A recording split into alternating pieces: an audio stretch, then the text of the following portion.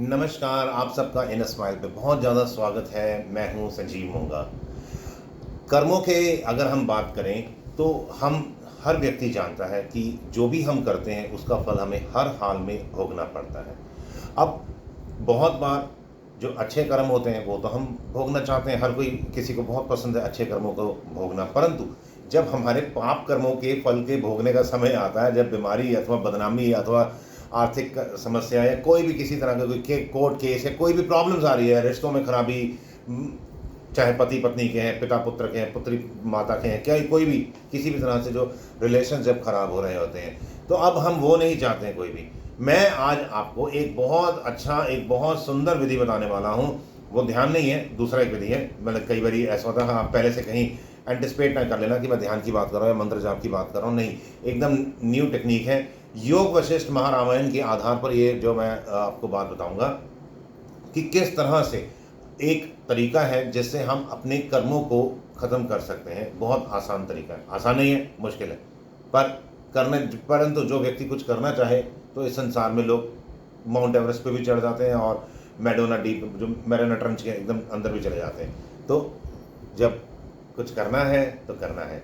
मैं आप सबसे एक बात कहना चाहूँगा, वैसे मैं यूजली कहता नहीं हूँ, भाई आप लोग हमारे चैनल को ग्रो करने में कुछ मदद करो, हमारे वीडियोस को शेयर करें, व्हाट्सएप फेसबुक पे वीडियो को लाइक करें, ज़्यादा से ज़्यादा शेयर करें। व्यूज़ बहुत कम आ रहे हैं, बीच में व्यूज़ बहुत अच्छे आने शुरू हो गए थे, आप पिछले 1-2 महीने से, 2.5 महीने से व्यूज़ बहुत ज़्यादा कम हो गए हैं। तो इसलिए मेरी आप सबसे प्रार्थना है कि अगर आप कंटेंट को पसंद कर रहे हैं, आपको जो मैं बात कह रहा हूँ वो यदि आपको पसंद आ रही है, तो अपने जो व्हाट्सएप ग्रुप्स हैं, दोस्त हैं, मित्र, सबको डालो ये वीडियो और सब देखेंगे, उनको भी लाभ होगा। जब जिस चीज़ से हमें लाभ हो रहा है उससे उनको भी लाभ होगा। अगर हम कोई अच्छी चीज़ दे रहे हैं तो वो लौट के आएगी। तो देखिए, सबसे पहले तो कर्मों का यही फल आ गया, ये एक बड़ा अच्छा टेक्निक आ गया। जो हम दे रहे हैं वो लौट के आता है, तो अच्छी चीज़ देंगे, अच्छी चीज़ आएगी, चाहे वो किसी भी फॉर्म में क्यों ना हो।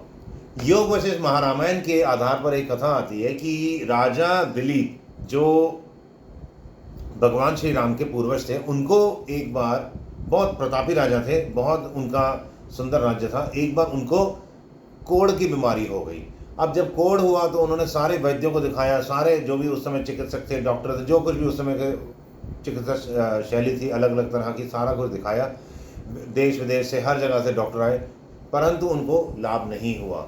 इवेंचुअली वह अपने गुरु वशिष्ठ जी के पास गए और वशिष्ठ जी ने फिर सारी बात सुनी और उन्होंने पद्मासन लगाया, अंजलि में जल लिया, थोड़ा सा अपने आप को ओम पवित्र पवित्र किया और ध्यानस्थ हो गए।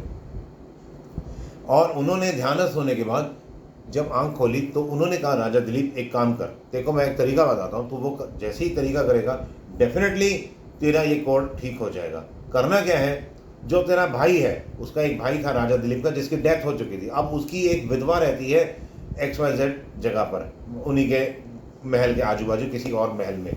और वो जो महल है, वो जो बाजार है, जो मेन मार्केट है तुम्हारे अयोध्या नगरी की, उसके पास में है। तो तू क्या किया कर, शाम के टाइम जिस समय लोग सबसे ज़्यादा शॉपिंग करने जा रहे हैं, कोई सब्जी खरीदने, कोई दाल सब्जी खरीदने, कोई जो जो अपनी अपनी चीज़ें खरीदने जाते हैं कोई, तो आप क्या करिए राजा दिलीप, आप वहाँ पर ना मंजा लगा के बैठ जाओ अपनी विधवा भाभी के घर के बाहर।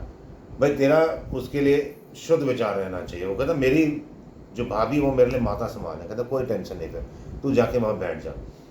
राजा दिलीप ने हर रोज शाम को जाके वहाँ पर बैठना शुरू कर दिया। अब जब वहाँ पर जाके बैठना शुरू कर दिया तो लोगों ने उसकी बदनामी करनी शुरू कर दी कि बताओ, इतनी सारी पत्नियाँ हैं फिर भी अपने विधवा भाभी, जो भाई जो था उसकी डेथ हो गई, तो माता तुल्य भाभी उसके उस पर डोरे डाल रहा है। अब लोग इसी तरह की बातें सोचते हैं, परंतु इस भाई का हृदय शुद्ध था। अब लोग दबा के गालियाँ देते थे, अब मन ही मन देते थे। राजा को सामने तो कोई दे नहीं सकता, डरता है हर व्यक्ति, पर पीठ पीछे बहुत सी गालियाँ देते हैं। अब जो लोग हमारी भी, अगर हमारी कोई गलती नहीं है और हमारे को लोग अगर गालियाँ दे रहे हैं अथवा हम किसी की निंदा कर रहे हैं, भाई साहब अगर हम भी किसी की निंदा करते हैं ना, हम किसी के पाप ले रहे होते हैं। तो उसी प्रकार से जब हमारी कोई बुराइयाँ कर रहा होता है और वह गलती हमने नहीं की है तो वो हमारे पाप ले जा रहे हैं। अब उसी तरह से राजा दिलीप के मन में तो अपनी भाभी के लिए माता तुल्य भाव था, परंतु लोगों को एक मसाला मिल गया, उनको रिक्रिएशन का एक वो मिल गया सोर्स। उन्होंने हर रोज दिन रात राजा दिलीप की बुराइयां शुरू कर दी और राजा दिलीप भी हर रोज शाम को 2 घंटे अपनी भाभी के घर के बाहर जाके मंजे पे बैठ जाते थे। धीरे धीरे इनका जो कोढ़ था, जो बीमारी थी, वो खत्म होनी शुरू हो गई। और एक दिन ऐसा आया कुछ महीनों बाद, वह जो बीमारी है वो एकदम ठीक हो गई। अब उनके पैर के अंगूठे में जरा सा कोढ़ रह गया, वो गए योग वशिष्ठ, अपना वशिष्ठ जी के पास। ये योग वशिष्ठ के आधार पर मैं कथा सुना रहा हूँ आपको। तो जब वशिष्ठ जी के पास राजा दिलीप पहुंचे, उन्होंने कहा कि मेरा ये सारा कोढ़ ठीक हो गया, बस ये ज़रा सा रह गया, अब इसका भी कुछ उपाय बताएं, मैं कई दिनों से वहाँ हर रोज़ जा रहा हूँ परंतु ये ठीक नहीं हो रहा है। तो वशिष्ठ जी कहते हैं कि जब मैं अब इसकी बुराई करूँगा ना, तेरी बुराई करूँगा, तब ये ठीक होगा, और मुझे पता है कि तू ठीक है, इसलिए मैं तेरे कुछ बोलने नहीं वाला। ये जादू बजा कर ये कोढ़ ठीक हो जाएगा, अपने आप ठीक हो जाएगा, इसको दवाई वगैरह करा लियो, ईश्वर ठीक करेगा।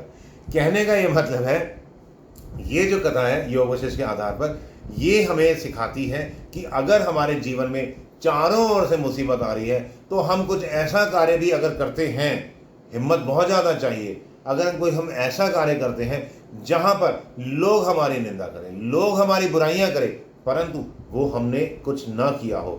अब फॉर एग्जाम्पल आप खुद दिमाग लगाओ, मैं कोई भी कुछ भी, I will not cultivate any seed in your mind, क्योंकि कहीं ऐसा ना हो कल को आप कहोगे भाई मैंने वो वीडियो देखी थी और मेरे ऊपर सारा आप दारोमदार डाल दो। इसलिए बहुत सोच समझ के करना, पर हाँ 100% काम करता है। और एक बात और करना, वीडियो को शेयर करो दोस्तों के साथ, चैनल को ग्रो कराओ महाराज। व्हाट्सएप, फेसबुक और भी लिंक्डइन और इंस्टाग्राम और Twitter, anywhere, everywhere. All the best, God bless you all.